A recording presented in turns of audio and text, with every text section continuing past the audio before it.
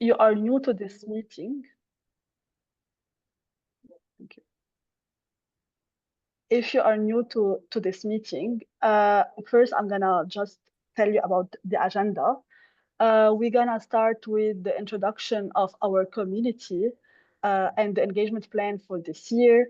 Then we're gonna share with you the results of our initial research on BSOs roles in supporting SMEs. And finally, we will have a discussion about the global opportunities from Switch to Green Facility, UNIDO, and GGGI. They will share how they are supporting SMEs in developing countries. So if it's your first time you are joining, I would like here to share what is our circular economy leaders community. First, this community is mainly to share knowledge and to foster exchange between different organizations and the BSOs. In our community, we are offering like different kinds of activities. First, we have the community engagement. We have created our group on the Green Forum where you can exchange ideas, you can write blogs, you can just ask the expert any question you may have, and you can also be part of our monthly newsletter. All these activities, if you are interested to be part of one of these activities, please reach out. For example, you can mention about your programs in our monthly newsletter, and it reached about more than 17,000 people.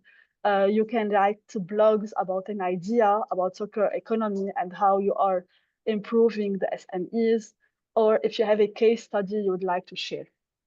Then we are organizing a quarterly webinars and workshop. So we can bring all the stakeholders together. They can change their experiences and learn from each others.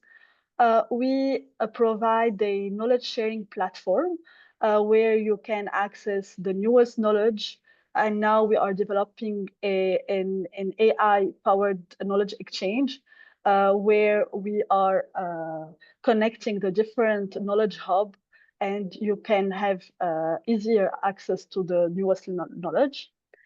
And we are developing we call it circularity implementation. We have already developed the tools for SMEs. It's called the IGO Assistant. And we are in process of developing the IGO implementation manager tool that will help to assess and monitor the SMEs resource efficiency. So if you are new to this group, please feel free to reach out if you would like, if you are interested in one of our activities, and if you'd like to be informed of our upcoming events and activities. Here now, I just want to share our key activities for 2025. We are going to be present at World Circular Economy Forum this year in Sao Paulo in Brazil on the 15th and 16th. And we are organizing 2 accelerator events. They will be hybrid. So in case you will not be there, you will receive the invitation to join us virtually. And we are going to organize 3 others roundtable. So similar to this one, where we would like to exchange with different stakeholders and discuss different topics. In between, we will have webinars. We will have a session about Ask the Expert with where you can ask an expert questions about a certain about a specific sector. We will have a conversation with multinationals and business support organizations and SMEs, and we will organize very specific webinars on high impact sectors. And in between, you will always receive a monthly email update with the newest knowledge and other and other activities. So you will hear a lot from us this year. And please, if you would like to be part of one of these activities, or you want to engage, or you want to feature your work, please don't hesitate to reach out to us and to promote your work. So this is a nutshell about what we are going to do this year. Now we are going to move to the results of our initial research that we carried out with 10 of our business support organization in order to understand their needs. So just here to mention that we have started our research by interviewing 10 national cleaner production centers. So just to give a bit of context, the national cleaner production centers were established in the beginning of 2000s, mainly to bridge the environmental goals and industrial practices. They were established by development agencies in different countries. So we have started our research by interviewing 10 national cleaner production centers, but we are continuing our research, and we have sent you the link for our survey that you are conducting. So if you are ABSOs or you know ABSOs, please share with them the link so we can gather more, we can collect more and more information about about their needs and their challenges. Based on the 10 BSOs that we interviewed, so we interviewed in South Africa, in Kenya, Guatemala, Argentina, Salvador, Mexico, Peru, China, Ukraine, and Serbia. All of them, they mainly work on like they have three main roles. First, they work on they are involved in policy development and conduct study on sector specific. They offer technical assistance to SMEs, audit training, and they provide training also to the private sectors. And they implement projects with development organizations, mainly on energy efficiency, resource efficiency, and green finance. And they face a lot of challenges. So the challenges, we categorize the challenges in four. First, they lack of institutional support. So they have very limited support from development organization. They are looking for support related to more technical assistance and training and financing from development organization. Then they lack access to knowledge for the best practices and relevant information for their country.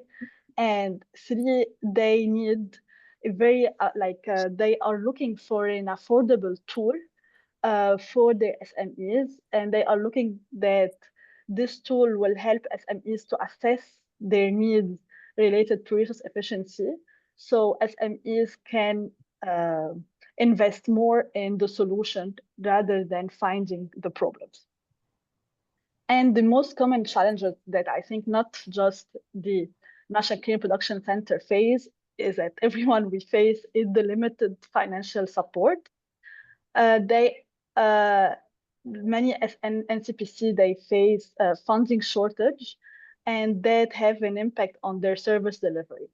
However, here, if you see in the graphs, that the majority of the National Clean Production Centers rely on development agencies. It's in the color, in the gray color. However, many NCPC, they found out different kind of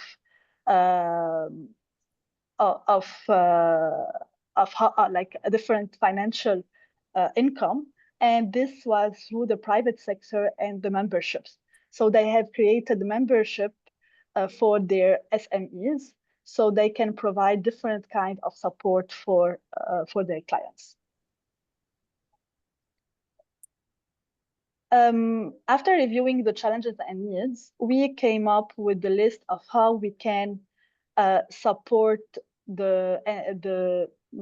here I'm saying machine production centers because we focused on them, but we would like also to support all kinds of business support organizations. And here we came up with the list of initial recommendations.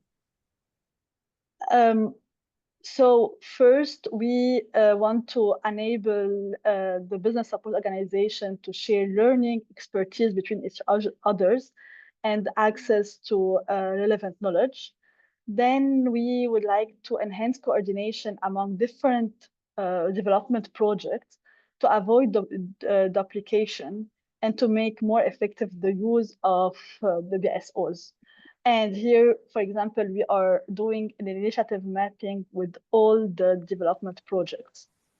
Then we would like for the BSOs to gain more support on and recognition on national, regional, and global level, and especially with development organizations. And we would like to revive the network of the BSO that was called the RECP network. Then we would like to help BSOs to access affordable tools and to explore opportunities to access training. So here is the initial study that we are conducting. If you know any BSO that would like to be part of the study, please share their contact with us. That's it from my side. If you have any questions about this study or anything related to circular economy, leaders community, please let us know before we move to our discussion. Okay, there is no question. So now I will give the floor to my colleague Hannes that will give an overview of the global opportunity that support SMEs in developing countries. Over to you, Hannes. Thank you very much, Tracy, and welcome again to everybody here today. It's lovely to see. I see a lot of familiar names appearing, which is nice to see because these types of discussions we've been having actually since a while. And of course, welcome to all the new people joining today. So what we want to do is enter into a bit of a discussion period. But to get us going, we have three very interesting interventions that I'd like to kind of throw at you first from three very interesting people. We have Alexander Charalambous. I always pronounce your name very badly. I'm afraid. Sorry, Alexander, from Switch to Green. We have Yorki Sutario, who is with GGGI, that's the Global Green Growth Institute in Indonesia.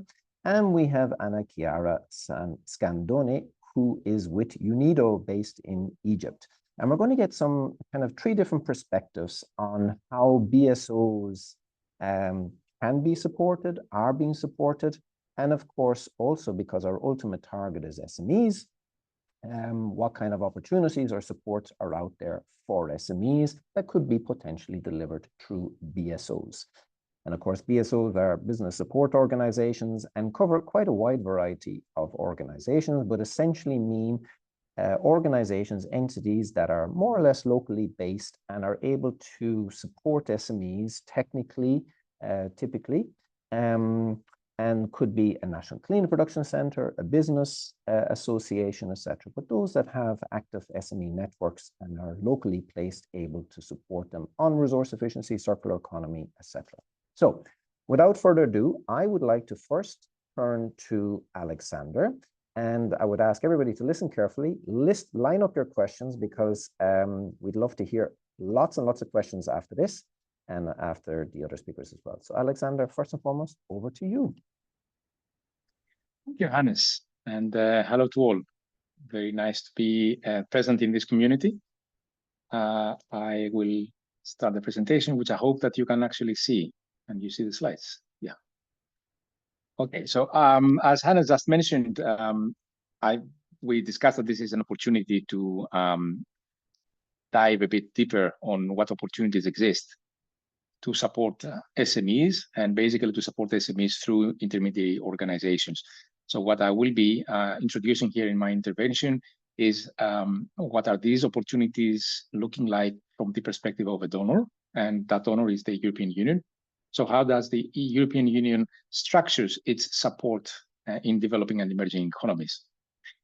So speaking about structure, I'd like to very briefly come into the way that the European Union support to businesses is actually put on the ground. So we have different levels of support. The bulk of support is coming at the country level. So the bulk of support is geographically dependent, let's say. And that comes with bilateral contracts, bilateral programs. And these, just to give an indication, are more than 100 in the last 4 years that are contributing to the circular economy. So more than 100 individual projects around the world in countries supported by the European Union and contributing to the circular economy transition. Now, these are coordinated at a regional level with regional actions, regional programs. And I quickly browse through the colleagues that are today in this webinar, and I noticed that some of them are actually working with these programs. Just to mention a few: Alinvest Verde, Switch Asia, of course, and there are some upcoming ones also in Africa, the Switch to Circular Economy in Eastern and Southern Africa. And then there is a kind of a more horizontal support coming at the global level, which includes also knowledge management and collaboration of the European Union with the Green Growth Knowledge Partnership that is organizing this community, the Partnership for Action on the Green Economy as well, PAGE, and others, like an example I will give later on regarding a collaboration led by UNIDO on global value chains and the circular economy. Now, these three geographic levels, let's say, the global, the regional, and the national, all converge into 4 basic pillars. First pillar is policy. Policy comes first because of the multiplier effect that policy can have.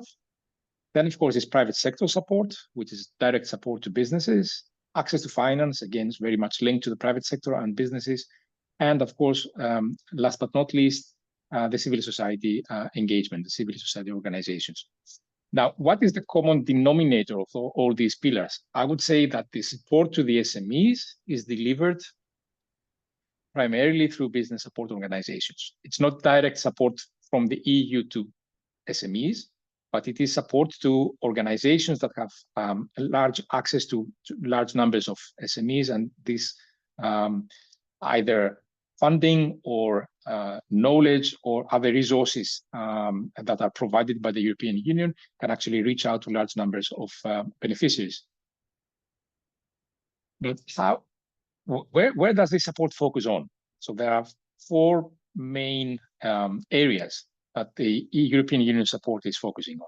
First one is inspiring and learning. The idea here is that we would like to build the business case for circularity. And this is usually done through peer-to-peer exchanges, sharing information, sharing knowledge that can support an evidence-based decision-making by the businesses themselves to promote a sustainable economy, promote green business models or circular business models. It is about creating knowledge, but it is also a lot about sharing this knowledge and managing it, and sometimes also interpreting through the lenses of a particular context in an emerging economy or in a developing economy. Then a second area of support is the enabling environment. And there the idea is to support a conducive investment climate and more broadly a policy framework. And I would say one of the most prominent and typical examples is the development of an extended producer responsibility scheme. That is actually conducive to investments because obviously SMEs, but also other larger businesses, they can feel more secure that there will be the necessary conditions for them and for their investments to be rolled out and to be sustainable. Speaking about investments, third pillar of support, financing. Financing circular economy investments and green economy investments means not only working with the financing institutions, and this is done through guarantees or through technical assistance, to be able for these financing institutions to on loan money to businesses and SMEs, but it's also working with the SMEs to be able to access finance, to be able to design their investments in a bankable way. And lastly, the last area of focus is actual implementation, which includes capacity development, of course, but it also includes includes the transfer of technologies, includes also co-investment, mainly by European Union companies with local partners, with local companies on issues, investments in issues that are promoting circularity and the green economy. Let me give you a more practical example. And this example is interesting because it also links to what the collaboration, let's say, of several institutions, but also of the private sector can actually give. This is a global level project supported by the European Union, at the same time implemented by a consortium of institutions led by UNIDO, also including Chatham House, the Circular Economy NGO from the Netherlands, and the European Investment Bank. And the idea here is that if we manage to engage with European Union multinational companies, then we have access to a large number of SMEs in supply chains. So working with the multinationals together to reach out to their tiers, service providers of the multinationals, to be able to influence them and embed circularity in their activities and in their business operation. The role of the business intermediaries here is played by these institutions, UNIDO, Chatham House, Circular Economy. EIB is also playing a similar role in terms of supporting investments of successful pilot cases, let's say, in different countries. There are pilots in Morocco on plastics, in Egypt on electronics, and in Bangladesh on textiles. So all in all, what I tried to give you is a picture of the structure of EU support to SMEs and a little bit the mechanism and how it works. But I'm really looking forward to questions you may have and also to a discussion on specializing and diving deeper into the issues that I pointed out. Thank you. I think, Hannes, I hand over to you now. Thank you very much, Alexander. Very much appreciated, and thanks for this very good overview. I will be handing over to Yorkie, and Yorkie, I'm going to let you start sharing your screen, and while you get that set up, I am going to remind everybody that we are dying to get your questions. And in particular, because I know today we have a number of BSOs, also National Cleaner Production Centres here today, it would be very nice to hear from you, maybe your previous experience with EU-funded projects, whatever you might have seen on a country level through organizations like UNIDO and GGGI. We're dying to get your perspective on this as well. So I'm putting out the challenge to all the BSOs joining us today that you can ask any question you want from our speakers as well. But Yorkie, over to you. Thank you very much.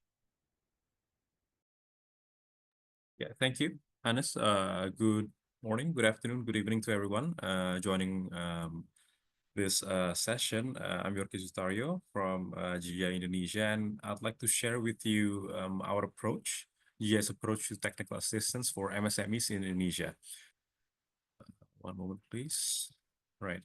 I think I'll start off with introduction to GGI, what we provide. So we provide an end-to-end advisory service to our member countries. We are an intergovernmental organization with member countries from government from developing countries, and we provide sort of an end-to-end service ranging from policy planning, project design, and investment mobilization. That's our key, let's say, pillars. But with an overarching elements of communications, awareness raising, and capacity building to help the speed the transition to a greener economy model. That's essentially our service package.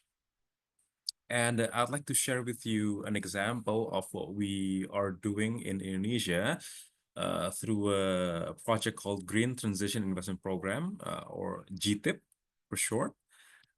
It's ultimately an investment project aimed at mobilizing investment to selected project proponents, or essentially companies, local companies in the country. And GTIP's approach mainly consists of two components. One is a policy component focusing on TVET, technical vocational education training, where in this project we aim to develop specific training modules, TVET modules, to help certain business in expanding their operations, and hopefully produce policy recommendation based on those modules. And on the investment side, we help them in assessing the potential, the feasibility of their scale-up plans through technical studies such as FS, pre-FS, or other studies. And we also help them with their financial modeling and the market sounding, so identifying potential financiers or investors and matching them based on their appetite. So essentially, that's what GTIP does. This is sort of a map of how these components work together, actually. So GI on the left here, we provide technical studies that I mentioned, and also facilitate TVET module development. And what is important here is that we collaborate with a local TVET partner institution, and this specific TVET institution helps local businesses in through their training programs, thereby increasing their internal capacity. And what I forgot to mention is that this project is funded by the Finnish government. Therefore, there is a strong encouragement of integration of Finnish elements here. And that is why we are strongly collaborating with Finnish TVET providers for the sector that we're engaging in. And as a part of that, we also support them with technology matchmaking. So again, there's a strong Finnish element here. So we try to identify the appropriate Finnish, let's say in this case, technology provider, who could be suitable for the selected project proponent. So this package we give to the project proponent, which helps them and us actually to develop a sort of a pitching deck, an info memo to pitch to potential financiers or investors, which hopefully could then facilitate investment mobilization to the project proponent. And all this is done within the Green Transition Lab sort of platform, where we it's a sort of a combination of a physical activities and online platform where everybody could meet, match their projects, and discuss about policy recommendations. So that's the essence of our approach under GTIP. Now, we under GTIP Indonesia, an example is that we target the textile sector. So we aim to mainstream circular economy principles into the sector. And for this specific project, we have identified a local company. Here you can see it's called Payable. It's a textile recycling company in Indonesia. It's quite prominent. It's one of the it's a pioneer actually, and they focus on post-consumer textile waste. And they have a plan to scale up their textile recycling facility. That's why we are supporting them with the pre-FS and also helping them with financial due diligence to prepare for future audits. And we help them with developing investment teasers and identifying potential financiers, and ultimately developing the info memo and then conducting market sounding. And on the TVET side, we are working with, as you can see on the bottom here, a local polytechnic. It's the Bandung Polytechnic of Textile Technology. They are the sole public institution, a polytechnic working in the textile sector. So they are textile experts. They've been around for about 100 years, I think. And we are collaborating with them to develop TVET modules for Payable to help expand their business. So we're doing this in parallel. So, and these two components actually give feedback to each other. But what's interesting here is that the Polytechnique is not really familiar with textile recycling. It's quite new area to them, and about circular economy in general. And the way things work within this project is that Payable provides them with the information on how they operate. And based on that and their existing knowledge, the Polytechnique designs the modules with the support of a Finnish institution with it's called the Aalto University from Finland. So this Finnish institution provides internal capacity building for the Polytechnique to enable them to develop a more refined TVET module set for Payable. So it's a kind of a two-way street, actually. It's quite interesting. And hopefully these modules, once fully developed, could be trialed with Payable. That's on the textile side. And we also have another work stream on the circular financing side. We're working with a fund facility recently launched by the government dedicated for circular economy. And this particular fund facility provides low interest loan scheme for MSMEs working in the plastics and organic waste sector. And we are supporting this particular facility in developing their modalities to enable them to operationalize the facility. So that's the gist of it, of GTIP and what GI is doing in circular economy for MSMEs in Indonesia. I'll stop here, and I'll be happy to answer any questions later. Thank you. Thank you very much, Yorki. And it's nice to see this, we'll say, financing perspective coming in as well. So it's a nice mix to add to what we hear from Alexander. And now I think we will go to UNIDO. And Chiara, we'd love to hear about your experience, how UNIDO and yourself with your project have been working with BSOs as well. So over to you, Chiara. Thank you very much, Hannes, and good afternoon, good morning, good evening, depending on where you're joining from.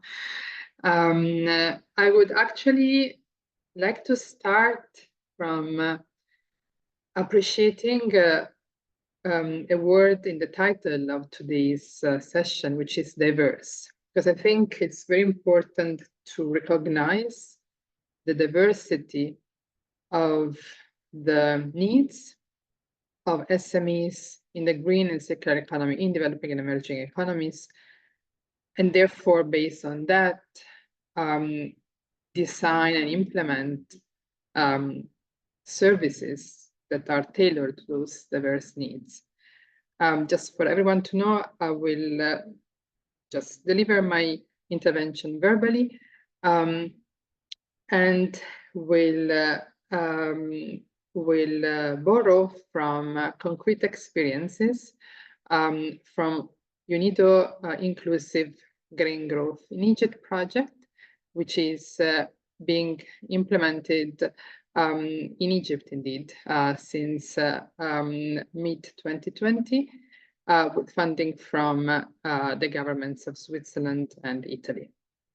Now, so I was saying SMEs in the green and circular economy face quite a wide constellation of challenges, which are both internal and external challenges. So internally, as we know, working with them, I mean, they face issues with regards to knowledge and skills, both on technical and business aspects. But externally, they also face issues related to access to finance, access to markets requirements,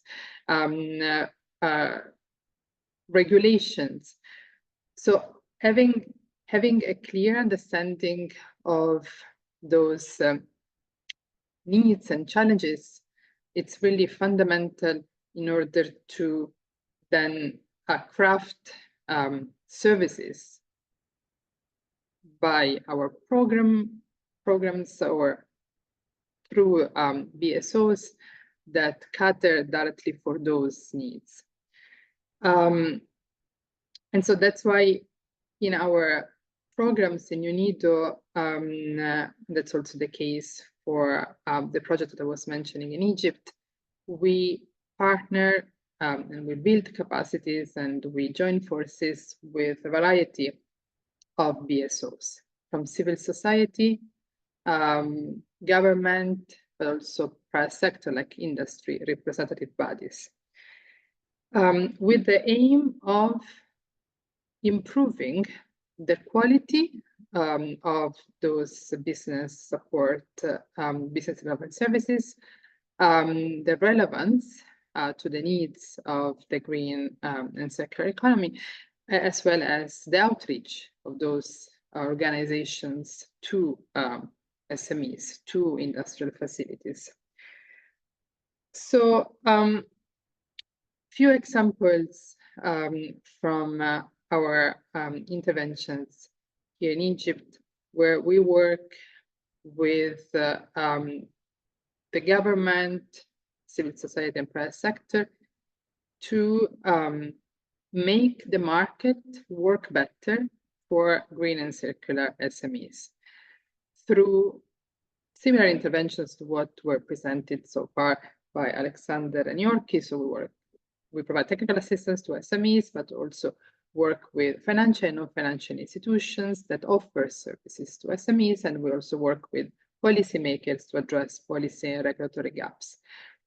Now, in this project, we have particular setup in the sense that we are targeting SMEs that are operating in specific regions in the south of Egypt.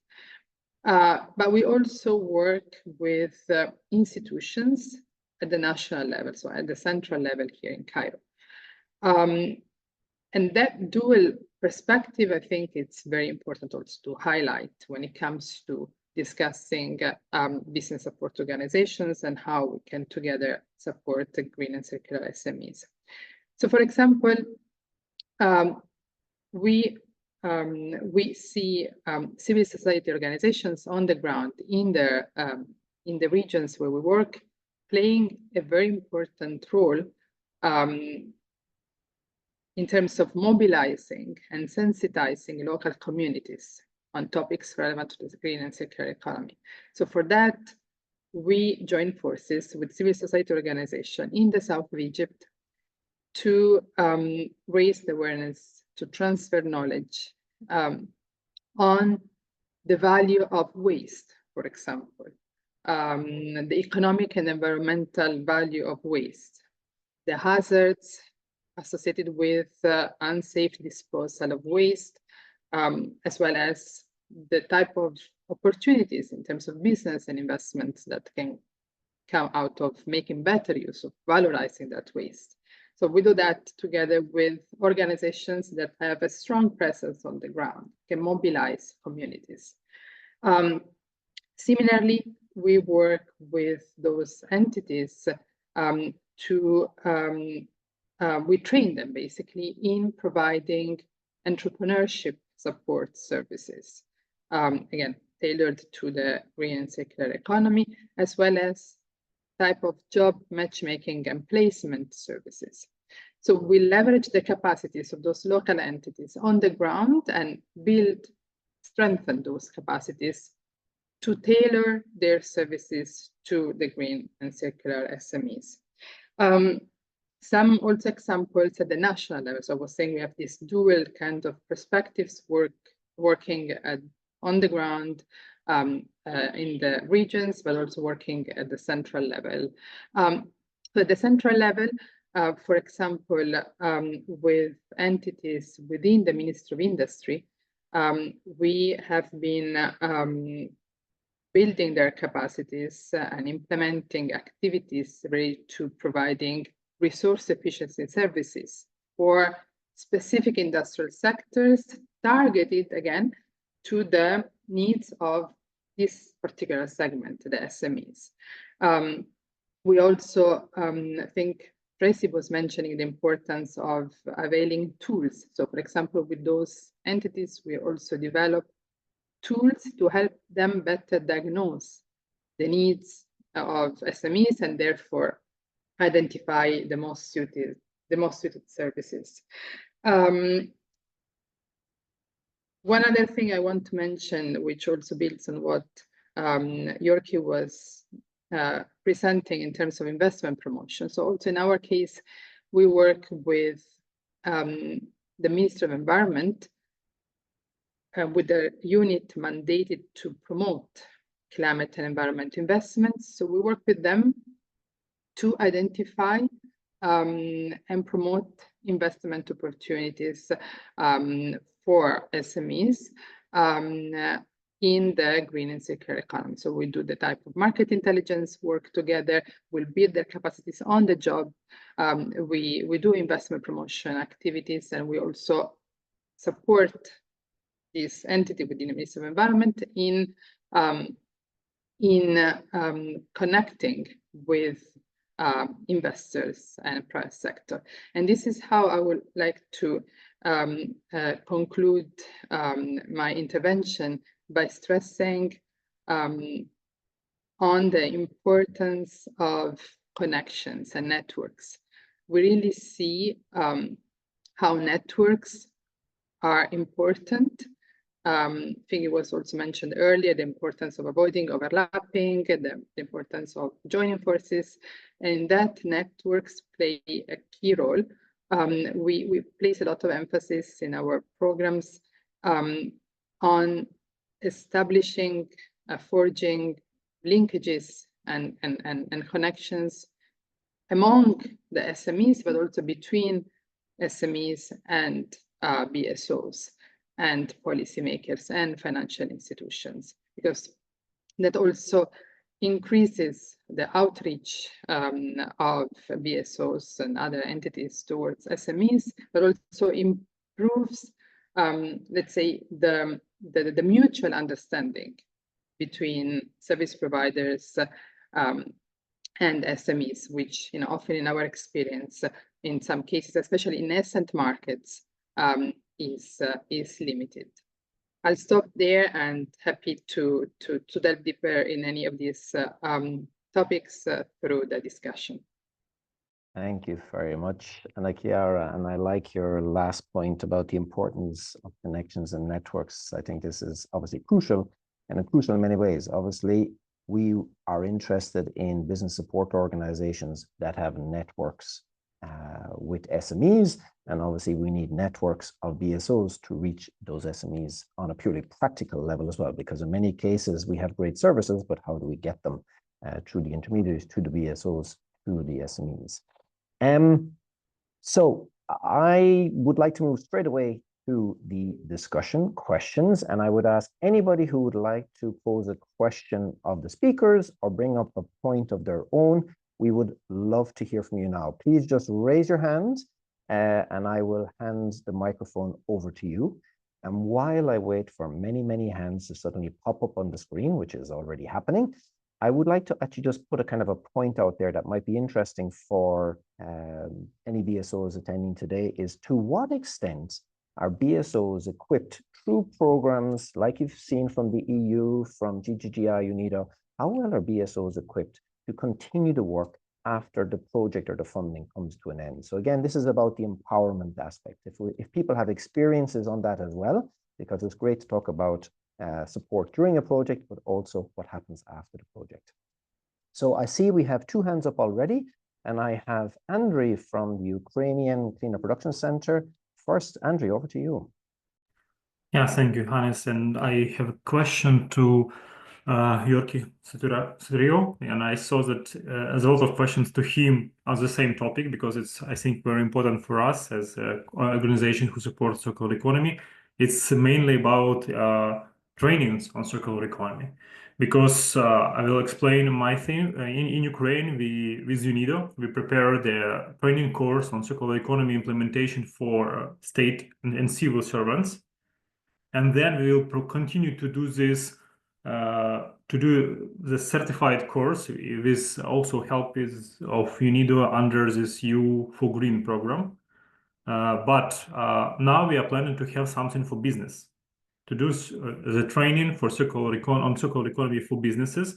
And now we prepared something very small and we will place it on a state platform. Now we are looking for partners to do this job. But my question is, speaking about trainings on circular economy, what topics do you prefer to cover, or what topics did you cover in that during the trainings you mentioned? Because for me, it's very interesting.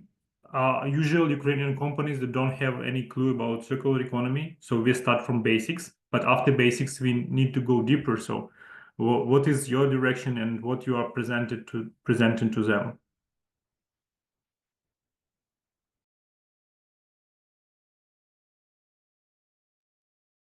Hello. I'm audible. Okay. Thank you. Yes, thank you for the question. In terms of what we are doing right now, we're working on the textile sector. So the trainings and specifically under this project, GT project is on textile recycling. We're working with the Polytechnic, right? And of course, their mandate is to train the future and existing workforce in the textile industry. So it is very tailor-made, specific for the sector. And under the specific project, since we are helping a local company in expanding their textile recycling operations, the modules are really catered towards their needs. But of course, we don't want to stop there.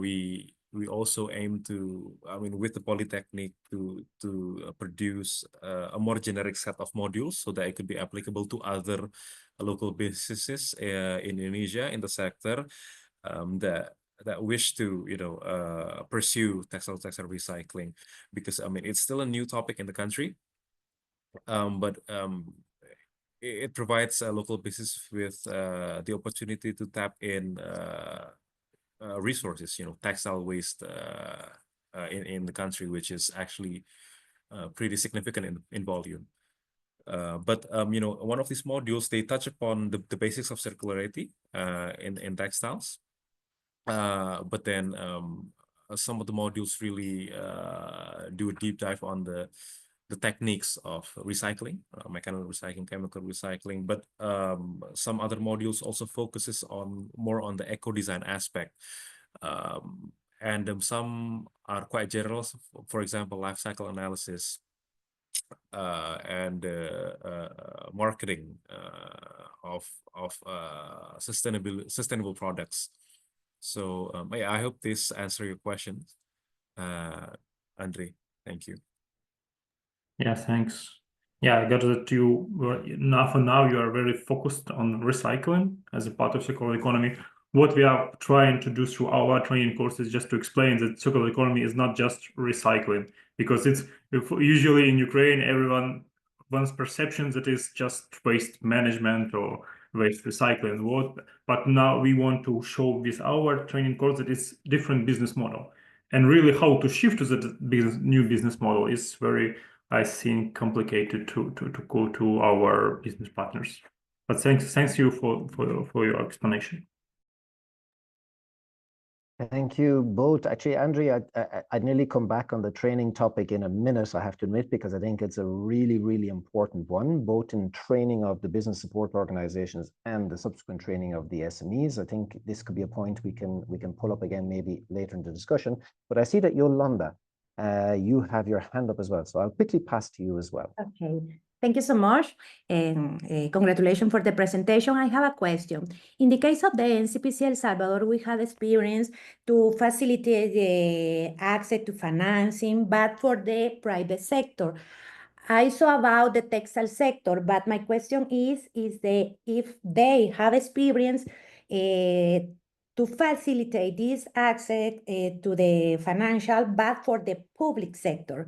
Because yesterday, here in El Salvador, we are designing like a model to facilitate this access, but for the public sector, but we have some questions, especially for the regulations in this area. I don't know if they have experience for this work with the public sector, because it's not the same to facilitate the financing to the private sector versus public sector. What is the experience? I would like to know about that. Thanks.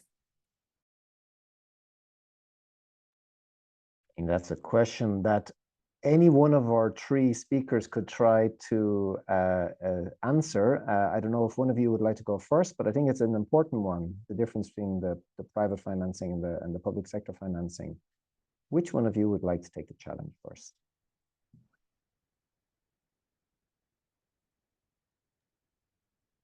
Alexander. Yeah, okay. Thanks for the question. I think it's indeed a bit challenging, also because the experiences we have are usually linked to the challenges that the private sector has. When it comes to the public sector, this is very much linked to national context and the ability of the national government to access financing. I'm saying that because if we imagine a local authority, for example, working in recycling activities, then that local authority capacity to access a loan or access finance would be very much linked to the capacity of the government to provide a guarantee for the local administration. What I'm trying to say is that even if we get experience from some countries, it is unlikely that it could be replicated, that experience, or used directly in other country contexts. What we've seen is that an indirect way for a public administration to access finance is through partnering with the private sector. We've seen cases in some of the programs that we have been funding where what is called PPP, the public-private partnership, has been working towards facilitating access to finance for investments related to, for example, integrated waste management or recycling, etc. This is worth exploring further, I would say, if you're interested in this subject. Also because these kind of investments usually pay back, and this makes them more easily bankable. If they're designed well, then the financing institution would be willing to provide financing. Also, there is experience with that, which also gives an opportunity for the financing institution to calculate risks and be able to provide financing. Now, if you're talking about direct financing to the public administration, to the public entities, I think that it gets more complicated. This is why I suggested considering options of working with the private sector in a partnership. Just to kick off the discussion, I'm sure there are plenty of other approaches and opinions on this subject. Thank you so much. Thank you, Alexander. And I think actually, if anybody in the audience actually even wants to respond to that, maybe they have had experience with their particular program or their government on this topic, feel free to intervene as well. We're happy to get perspectives from anybody joining us today. So do feel free to intervene on any of these questions as well. While I wait to see if someone else wants to raise their hand for a question or actually respond to any of the questions. I think it's nice that we have actually Yolanda and Andrew here today as well, because I want to come back to the point I raised earlier. Is we heard about these different programs, country level, EU level, global level, etc. I'll ask the speakers and I'll ask Andrew, Yolanda, and anybody else who's interested in the audience about their experience of sustainability for the BSO to carry out those activities after funding or a program has ended. Because this is always the complicated one. We invest in a program, we invest in the business support organizations, we invest in training, but how well does that continue afterwards? Is there a business case to continue on those operations after the project ends? This, I think, is an ongoing challenge we all know that we face, and be interesting to hear experiences. So either from the NCPCs, the other BSOs there, the programs, speakers, it would be lovely to get your reaction to that or your experiences on it. Anna Chiara. Yeah, I can try to start this. I mean, I think it's a very difficult, very challenging topic, but I think we all have to try to do our best to answer it. I would maybe start by highlighting some kind of practical ways of laying the ground for the sustainability of services offered by BSOs. In our experience, it's very important to equip the BSOs with concrete and simple, in a way, manageable tools that they can continue using beyond the project lifetime. So, for example, we have developed through the project that I was mentioning earlier, business diagnostic tools for the SMEs, but also for the BSOs to diagnose the needs of SMEs. And we have trained the BSOs on those tools, and we have adjusted the tools based on the BSOs feedback and piloting. So I think, tools, practical tools are always needed.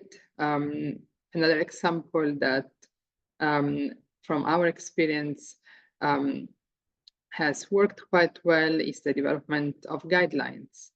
Guidelines, again, for SMEs, but also that would like to green their operations, but also guidelines for the BSOs that do support, that do provide services, standard operating procedures, step-by-step checklist and guidance documents on how to perform energy and resource efficiency audits and performance monitoring. And also, I believe that supporting BSOs in development of, for example, online platforms or tools is also something that helps in ensuring that knowledge and that those services that are developed through projects can stay and can be utilized and accessed and promoted beyond the lifetime. So, for example, I was mentioning earlier that we work with the Ministry of Environment in promoting investments in green circular economy. So in that case, for example, we developed together an e-platform that serves as a one-stop shop for the knowledge on those investment opportunities, but also for, again, connections between SMEs and the service providers. So yeah, just some practical ideas on how we've tried to address the never-ending, I think, difficult issue of ensuring continuation of services. Thank you, Anna Chiara. And actually, I'm kind of taking one small thing out of this, because you mentioned it briefly there about training. And of course, one question would be is, whenever we train a BSO to deliver certain types of services, how can we ensure that they get access to new training or new ideas and new best practices, again, post project? And I think this is a point I want to make, because we've often heard of the need, and I think Tracy had mentioned this at the start of this as well, the need of a kind of a network between BSOs so that experiences can be shared continuously between them. So what has been, let's say, training that has been provided by a UNIDO or etc., that information can also be shared between BSOs in terms of, their experiences and how to keep that information alive and to grow continuously. But let me not take over the floor, because I have Andre waiting to intervene here as well. Andre, over to you. Yeah, I'd just like to share our experience in surviving this mother project and projects that we will actually launched. And to be honest, I can say that we are kind of, not the first wave on NCPCs in the world. So we were launched in 2013, and our UNIDO project that we that created us, it has this part on sustainability included. Like big focus was put on this organizational development. Like we had quality management system implemented, quality management system trains on how to do businesses and how to provide services, etc. So it was a big part of our project. Not only knowledge about resource efficiency and how to do the assessment on a company level, for example, but big emphasis on organizational behavior and organizational development after the project ends. Not everything was perfectly implemented. I can say from our experience too, because for example, our donor insisted that we had this, we had focus on providing our services to companies for fee on commercial basis. And to be honest, such centers as ours, we are pioneering some things like resource efficiency in Ukraine. And even for now, there is no market for such services to have a big amount of staff and to do all the work. So it was like not very vital idea and it actually didn't work out in the end. For now, we have some commercial services to companies, but it's exactly less than 1% of our budget. So when our main project ended in 2020, we had like 24 people, mainly technical experts who did the assessments. But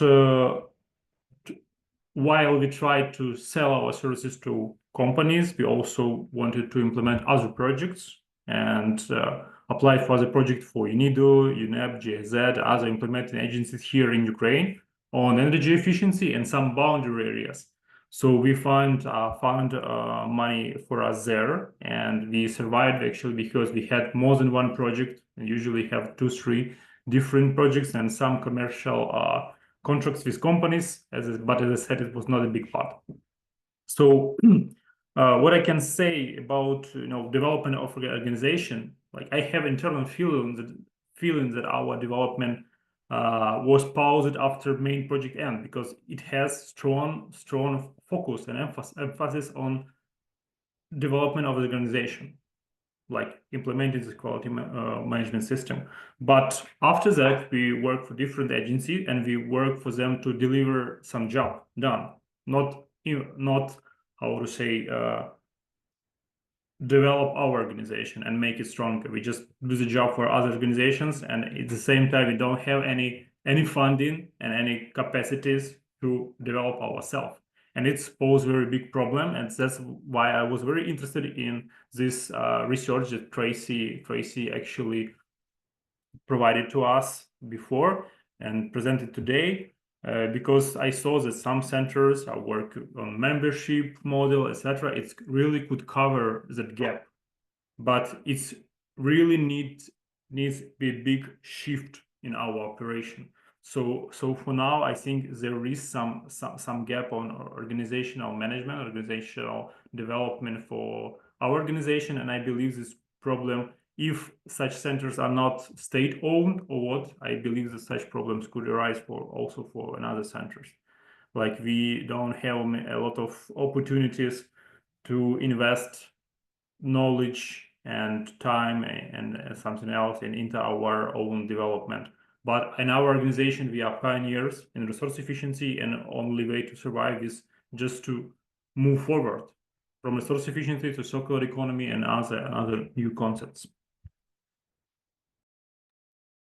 Thank you, Andriy. That was quite an interesting intervention because it really highlights this challenge that probably many BSOs actually have in the way they receive funding, in the way the projects are done, etc. And maybe it also highlights something kind of important, that when a program or a donor works with a specific BSO, there has to be a much bigger approach taken, in that if you're going to train a BSO to do X, Y, and Z with SMEs, you also in parallel need to build up a national structure, something with the governments that provides that kind of, how would I put it, motivation for SMEs to be interested in this new business approach. It cannot just be BSOs trying to create a market for this, but rather there has to be an overarching motivation, legislation, incentive, whatever may be, also from maybe a national level. So that's probably a question actually for our speakers, but I see Yolanda has her hand up as well. So Yolanda, please, over to you again. Thank you. I would like to share with you. In the case of the NCPC El Salvador, we have experience working with international donors, different donors, UNIDO, UNEP, KFW, and we promote specific projects and programs. In our case, we develop a membership model to work with a big company, but when we design for the big company, now we're working with the small and medium company. For us, it's very, very valuable, the support for these international donors, because we work with them to develop, for example, draft of the laws and norms for different thematics. But additionally, we increase the capacity, the knowledge, because we receive information for different thematic area, and we can implement this with the public sector and private sector. For example, yesterday about this trust, I'll share with us about that. Our experience is the work with the UNIDO, with the UNEP, with the CABE, for example, KFW, and this experience increased our capacity here in El Salvador or the region. For us, it's very important to share these kinds of the programs, especially because we started with the project design, the implementing, the monitoring, because yesterday we were talking about it's very, very important to monitoring the impact for different programs or projects, because sometimes we finish the programs or the project, but it's necessary to follow up if for example, the small and medium company increase the capacity or reduce the energy consumption in 2 years later, for example. For us, it's very valuable now when we design these kinds of the project to include the monitoring and the reporting, for example, 1 year. Yeah, because some programs finish, and the most valuable is to monitor the impact, for example, in the consumptions, or maybe when they implement technology. Okay, thank you. Thank you, Yolanda. Actually, I think that's an extremely interesting point as well, is to continue to monitor what impact that program or project has beyond the duration. Because as you rightly say, very often if we talk about working with SMEs, we're supporting the SMEs to implement certain actions. But of course, many of the impacts only start to be seen well after the end of the project. And how do we find out? How do we continue to get those results? What I would actually like, we're literally out of time, but I think this is a very interesting point, and maybe I would turn to Alexander on this. Is there anything within your experience in the switch to green of how to continue to capture information well after a project is officially finished? Because obviously there's some very valuable information that can come out of that. Yes, thanks for the question. Again, I think it's very pertinent also because what we are experienced with these cases where the people that work in creating this information, putting it on a website or on a study, after the project ends, they're not there anymore. So what we have been trying to do is we have been trying to support other initiatives that could kind of facilitate this task for at least those projects that are being supported and funded by the European Union. For a transition period, our facility also, the Switch to Green facility, has been doing a similar work. We have been trying to map this information and also include it in our website. But I'm pretty sure that structures like the Greek Growth Knowledge Partnership are better positioned to do this. Let me also finish with one comment on the sustainability aspect that you raised. We saw in our experience that when specific structures and usually policies are put in place, they make it easier for the initiatives, the results of the initiatives to be sustained. And just to give the example, we have been supported an extended producer responsibility scheme in some countries in Africa, and we really saw that this created not only the funding, but also the awareness, the critical mass of concerned entities that would help sustain the results even after the financing or the project actually ends. I know we don't have time, so I stop here. Well, thank you, Alexander. And the good news here actually is, yes, today we've run out of time, but this is a topic that we're going to continue discussing over the next while, because empowering BSOs and ensuring the sustainability of programs and projects is of utmost importance. And this is actually just the first discussion around this topic. We will be continuing this very same discussion around BSOs at the World Circular Economy Forum. That will keep in mind the dates, which is the week of the 12th of May. All of you will be receiving invites to join our hybrid sessions there on this particular topic of BSOs. After the World Circular Economy Forum, we will be having an Ask the Expert session in our Green Forum group. We'll be sharing information with you about this. This is essentially an open forum where during a week, experts will be available in the forum to answer any particular questions you have. Again, it's not a workshop like this, but an interactive forum that you can join and ask questions of. So this is all coming. So this really was just the start of a very interesting conversation. And of course, on the GKP side, yes, as you rightly said, Alexander, we're actually positioning ourselves to support a lot of continuity here. And we'll be also looking at a global BSO network that will build on the experience of the previous RECP network that existed for NCPCs. So with that, I would like to thank you all very much for joining today. Again, our first discussion, much more to follow throughout the year on this, and looking forward to engaging with you all more intensely as the year progresses. Thank you to our three speakers, very much appreciated, to our people who've intervened, and everybody that's joined. Thank you all, and have a wonderful rest of the day, and until the next time. Thank you. Bye-bye. Thank you very much, everyone. Thank you. Bye-bye. Thank you. Good day.